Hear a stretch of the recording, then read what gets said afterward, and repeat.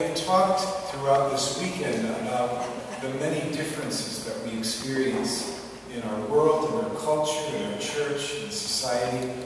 And we haven't talked too much about the differences between men and women. So I thought I might bring some of those up this morning. Now, we can start with something simple, like nicknames.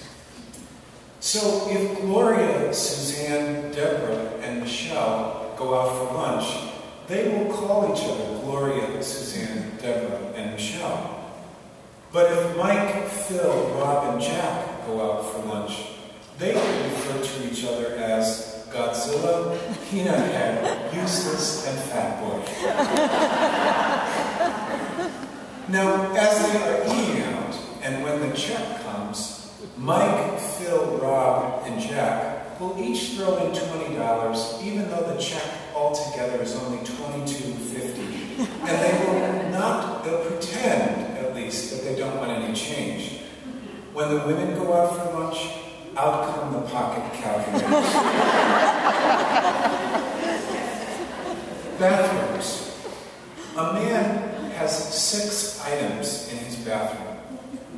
Toothpaste and a toothbrush, shaving cream or razor, a bar of Dial soap, and a towel he got from the Holiday Inn. The average number of items in a typical women's bathroom is 437. And a man would not be able to identify most of them. Groceries. Just little differences. A woman makes a list of things she needs and then goes out to the store and buys them. A man waits until the only items in his refrigerator are a half a wine and an open can of soda. Then he goes to the grocery store, buys everything that looks good, fills his cart to overflowing, and gets in the express lane. Laundry. Women do laundry about every couple of days. A man will wear every article of clothing he owns, including those surgical pants that went out of style 10 years ago. And then, when he comes down to no laundry at all, as you know, he will take his dirty sweatshirt and turn it inside out and wear that. When the typical man has finally come to absolutely nothing left to wear, he fills his car with his laundry and goes to the laundromat in the hope that maybe like the sitcom 2.5 Men, he will meet the woman of his dreams. Finally, offspring. Children. The differences. A woman knows all about her children. She knows about the dentist appointments, the soccer games, the romances, the best friends and the favorite foods, the secret fears and the hopes and the dreams of all her children. A man is vaguely aware of some short people walking around the house. Today, I hear a message in the scriptures about differences, but also about similarities. It's not the message that I've heard the last few weeks, and if you've been listening, it's probably not the message you've heard either. Back a few weeks ago, on the 11th of September, we had that very poignant reading in the Gospel when Jesus says not to forgive 7 times, but 70 times 7. And what an appropriate weekend for that reading to be part of the liturgy. The next week, we heard about God not operating as a very good human resource director. He hired all those employees at different times, if you remember that reading, but they all got paid the same amount. Differences between us and God. And last week, we heard about the 2 sons who were each asked to carry out a mission. One of them said he would, and then didn't. And the other one said no, but turned around and did it.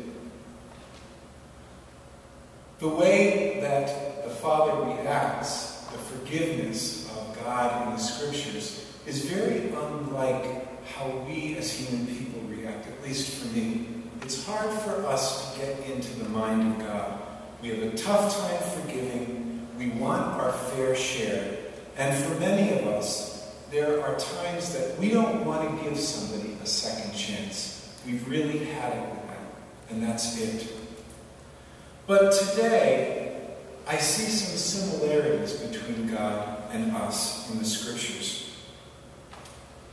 When we give somebody a gift, and they don't appreciate that gift, we often think to ourselves, if you're anything like me, I'm going to find somebody else to give a gift to the next time, because they didn't appreciate it. And that's essentially what's happening in the Scriptures today. And I like the Scripture passages today because I feel like it's one of the few times that God and I are on the same page. Gratitude and care for the gift are responses we all hope we'll receive when we give. And I know for most of us we say that's not the reason we give, but it sure does feel good when that happens. When somebody appreciates the gift, they understand it and they treasure it.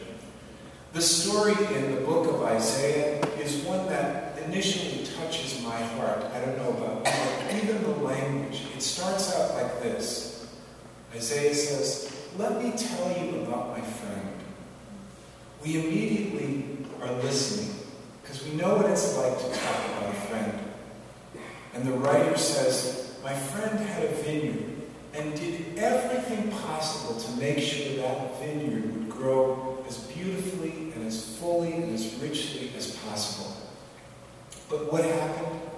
Instead of yielding grapes," and this image may get lost on us, "it yielded wild grapes, which are like terrible weeds that eat up everything and take over everything. They're not a very good product after you've worked that hard." Well, in the prophet Isaiah, the vineyard owner gets very angry, frustrated, and he takes down all the things that would protect the vineyard from other people, from other creatures, and lets the vineyard be overrun. He's had it. And that's sometimes, I think, how we feel. This past week, I got a call from a friend of mine.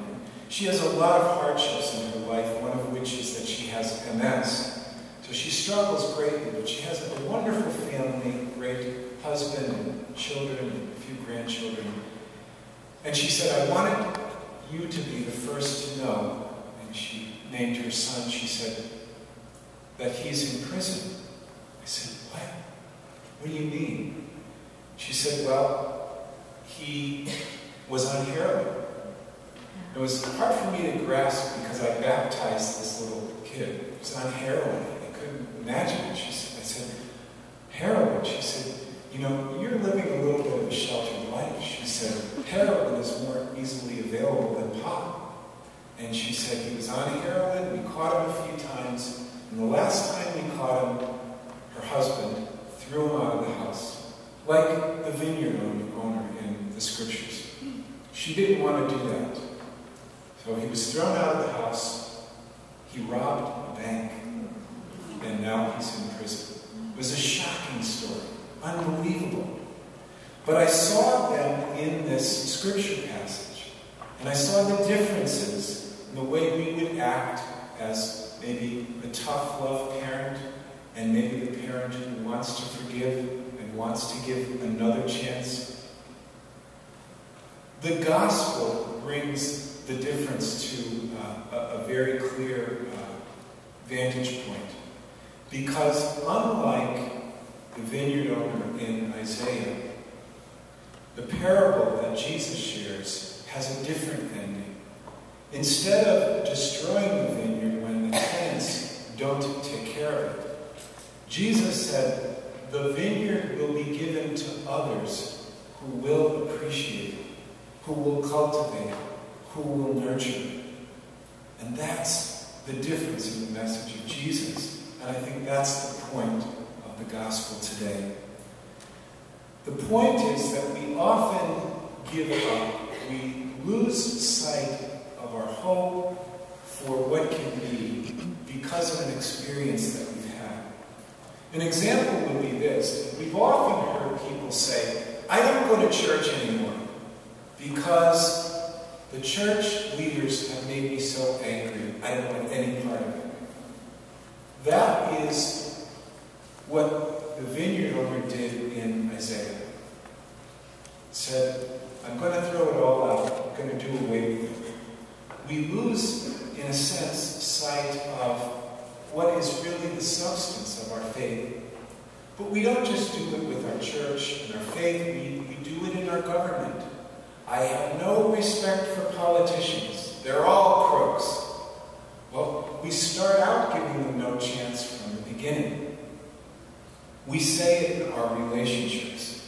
Once we have been betrayed or feel lied to or taken advantage of, it's very difficult, if not impossible, for us to enter into a relationship that is honest and true in our minds. We give up on the power of God to do the impossible. But our God is a God of second chances. And that is the God who is at work in Jesus' story today. We're called to trust that what we believe is bigger than one person. It's bigger than one situation. And for many of you, as the stories came forth this weekend, you've had to journey through several roadblocks, through several disappointments, through several moments of tragedy, before you were able to see that God was at work in your life. That is what takes courage.